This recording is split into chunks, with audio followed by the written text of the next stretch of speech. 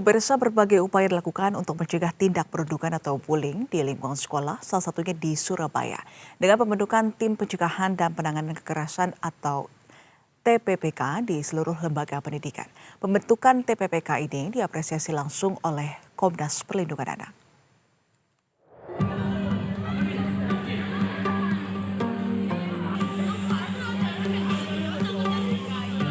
Banyaknya kasus perundungan atau bullying di sekolah dan lembaga pendidikan lainnya belakangan ini memantik pembentukan Tim Pencegahan dan Penanganan Kekerasan atau TPPK di seluruh lembaga pendidikan yang ada di Surabaya. Tim ini dibentuk berdasarkan Permendikbudristek nomor 46 tahun 2023 untuk mencegah dan menangani kasus kekerasan di lingkungan satuan pendidikan, baik negeri maupun swasta.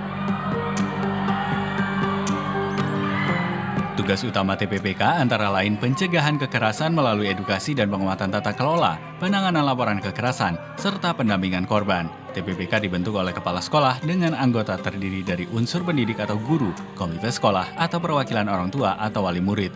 Pembentukan TPPK bukan hal yang baru, tapi sosialisasi terus dilakukan ke seluruh peserta didik atau siswa agar mereka bisa turut mencegah adanya tindak perundungan atau bullying di lingkungan sekolah hingga menginformasikan cara untuk melaporkan kejadian perundungan jika siswa menjadi korban, baik secara verbal maupun fisik.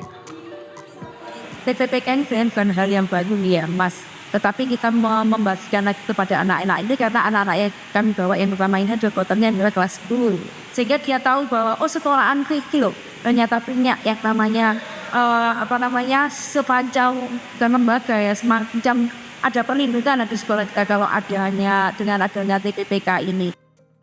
Dengan mungkin nggak ada bullying itu menurut saya dengan mengadakan konseling setiap bulan di mana itu tuh nanti akan terdapat aspirasi dari teman-teman di sekolah, terus kemudian yakin dengan tidak adanya senior.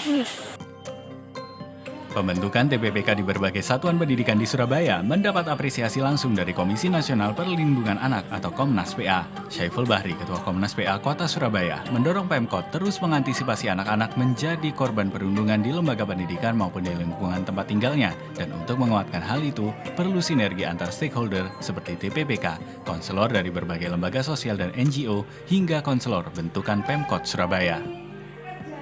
Memanfaatkan stakeholder yang ada.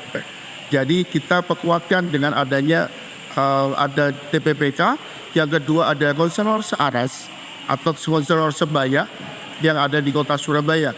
Sehingga anak-anak bisa bercerita untuk bisa menyelesaikan masalah-masalah tersebut.